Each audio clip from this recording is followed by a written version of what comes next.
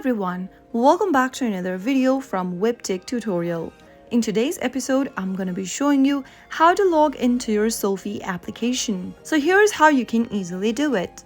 First of all, launch open your SoFi application from your app drawer and make sure that you are inside the sign-in page. In the sign-in page, you will need to type in your login password for SoFi. Type in your correct password text box and tap on the login button. Soon after you tap on login, you will be able to sign into your SoFi application. All you need is your password and you will be good to go. So that's how easy it is to log in or sign in to SoFi within a few minutes. If you found the video to be helpful, go ahead and give us a thumbs up.